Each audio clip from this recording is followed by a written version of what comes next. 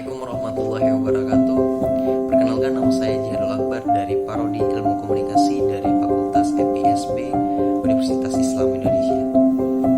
Di sini saya akan sedikit berbagi ilmu pada teman-teman tentang variasi metode penelitian. Sebelum ke dalamnya, kita harus tahu perbedaan mendasar penelitian kuantitatif dan kualitatif.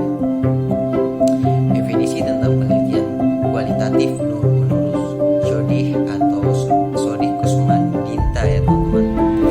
di bukunya itu suatu penelitian yang ditujukan untuk mendeskripsikan dan menganalisis fenomena, peristiwa, aktivitas sosial, sikap, kepercayaan, persepsi, pemikiran orang secara individual maupun kelompok. Sedangkan penelitian kuantitatif adalah penelitian yang didasari oleh filsafat atau positivisme yang menekankan fenomena objektif dan dikaji melalui penelitian dengan menggunakan angka-angka pengolahan statistik dan percobaan terkontrol, ya teman-teman. Nah, di sini kelebihan penelitian kuantitatif dan kualitatif. Nah, kelebihan penelitian kuantitatif itu menghasilkan teori yang kuat, dan yang paling pentingnya itu kelebihannya itu tentang probabilitas dan kebenarannya dan toleransinya kesalahannya dapat diperhitungkan, ya teman-teman. Kebenaran teori yang dihasilkan selalu terbuka untuk diuji kembali. Nah, ada lagi yaitu analisa yang dilakukan atas angka menghindar unsur subjektivitas. Kelebihan dari penelitian kualitatif yaitu kemampuannya untuk memahami makna di balik perilaku.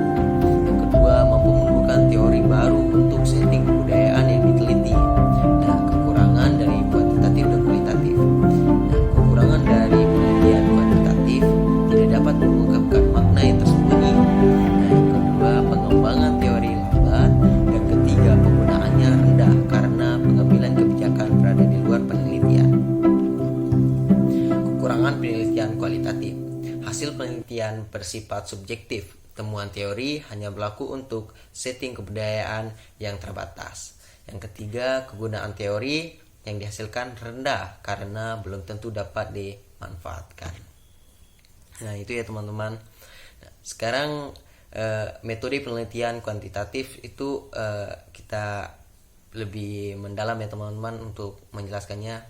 Nah, metode satu itu ada metode deskriptif, yaitu menurut Weitena pada tahun 1960.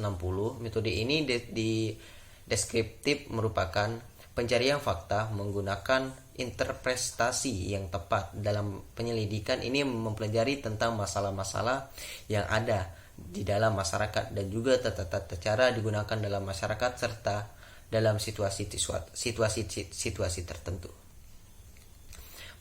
Penelitian deskriptif merupakan jenis metode yang digambarkan suatu objek dan subjek yang sedang diteliti tanpa adanya rekayasa, termasuk mengenai hubungan tentang kegiatan, pandangan, sikap, dan proses-proses yang berpengaruh dalam suatu fenomena yang terjadi. Yang kedua yaitu metode komparatif, yaitu di sini metode komparatif seiring dilakukan pada jenis penelitian yang mengarah pada perbedaan variabel dalam suatu aspek yang diteliti. Dalam menyediakan ini tidak terjadi sebuah manipulasi atau peneliti sehingga datanya benar-benar akurat. Penelitian ini dilakukan sealami mungkin dengan melakukan data dengan suatu perintah, dan hasilnya dapat dianalisis secara statistik untuk mencari suatu variabel yang sedang diteliti. Kemudian ada tiga, yaitu metode korelasi, merupakan metode penelitian yang dilakukan dengan tujuan untuk menggambarkan dua atau lebih fakta dan juga sifat-sifat objek yang sedang diteliti. Penelitian ini dilakukan untuk membandingkan antara persamaan dengan fakta atau fakta berdasarkan kerangka pemikiran yang sudah ada sehingga hasilnya dapat terlihat jelas, ya teman-teman. Atau yang keempat juga ada namanya metode survei. Metode survei merupakan metode penelitian yang informasinya dikumpulkan secara beberapa sampel, ya teman-teman, atau dari beberapa sampel. Kemudian metode survei juga menurut Guy dan Diel, yaitu metode yang penggunaannya sebagai kategori umum dalam penelitian yang langsung menggunakan kuesioner dan wawancara. Menurut Bailey, metode survei adalah suatu metode penelitian yang mengambil teknik pengambilan keputusan data pertanyaan atau tertulis maupun lisan. Yang kelima adalah metode ex post facto. Metode ini merupakan metode yang sering digunakan dalam penelitian yang sedang peneliti hubungan sebab dan akibat yang dapat memanipulasi dan meneliti hubungan adanya sebab dan akibat berdasarkan atas kajian teoritis jika suatu variabel tertentu dapat mengakibatkan variabel tertentu lainnya. Yang keenam yaitu metode true experiment atau dinamakan sebagai metode true experiment karena kita dapat mengontrol semua variabel di luar yang ada dan dapat mempengaruhi jalannya suatu eksperimen.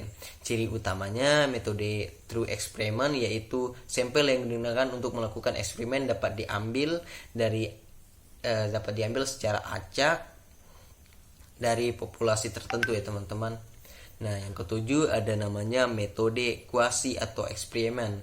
Nah, di metode ini yaitu tentang desain dan rancangan. Dalam metode kuasi eksperimen mempunyai kelompok kontrol, dapat membantu proses penelitian, tetapi tidak berhasil karena untuk mengontrol variabel-variabel yang luar yang masih mempengaruhi pelaksanaan eksperimen ya teman-teman.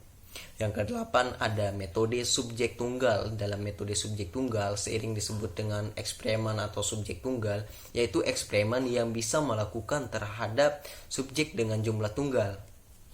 Nah teman-teman, dari penjelasan tersebut macam-macam metodenya, kita beralih kepada metode apa saja kan metode dari kualitatif ya teman-teman. Nah di sini ada satu yaitu fenomenologi, yaitu jenis metode penelitian kualitatif. Yang pertama adalah fenomenologi. Kata fenomenologi berasal dari kata bahasa Yunani atau phenomenon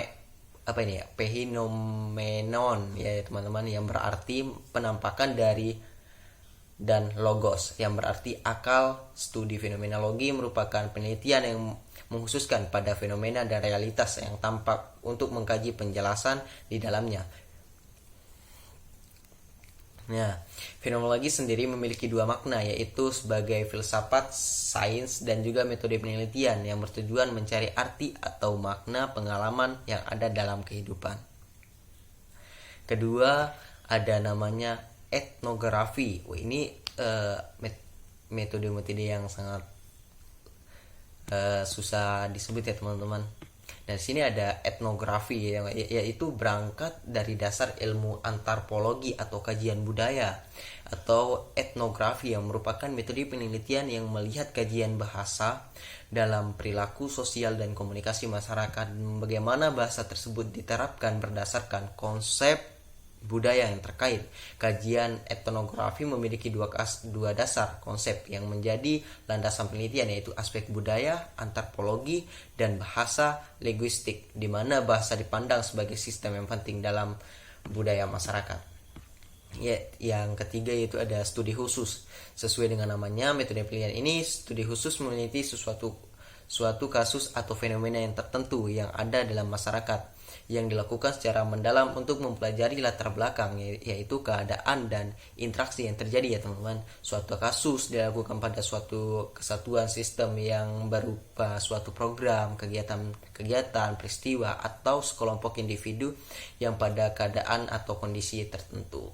Nah, yang keempat ada metode historis. Penelitian selanjutnya, metode historis yaitu penelitian yang memiliki fokus penelitian berupa peristiwa-peristiwa yang sudah berlalu dan melakukan rekonstruksi masa lalu dengan sumber data atau saksi sejarah yang masih ada hingga saat ini.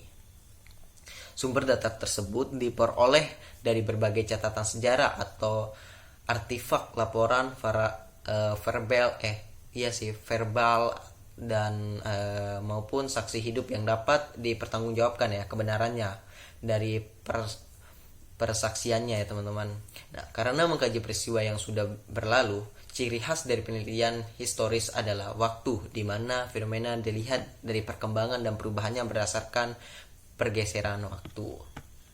Yang kelima adalah metode teori dasar.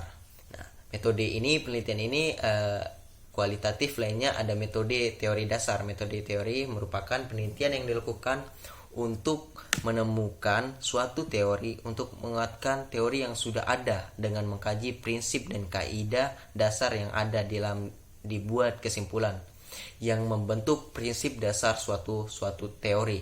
Dalam melakukan metode ini, penelitian perlu memilah mana fenomena yang dapat dikatakan fenomena inti dan mana yang bukan untuk dapat diambil dan dibentuk suatu teori. Nah, pengumpulan data metode teori dasar ini dilakukan dengan studi lapangan ya, seperti observasi, perbandingan antara kategori, fenomena, dan situasi berdasarkan berbagai penilaian, seperti kajian induktif, deduktif, dan verifikasi hingga datanya bersifat jenuh. Nah, itu jenis-jenis metodenya ya teman-teman, dan contohnya juga. Semoga bermanfaat buat teman-teman. Wabillahi hidayah. Assalamualaikum warahmatullahi wabarakatuh. Sampai jumpa di video berikutnya ya.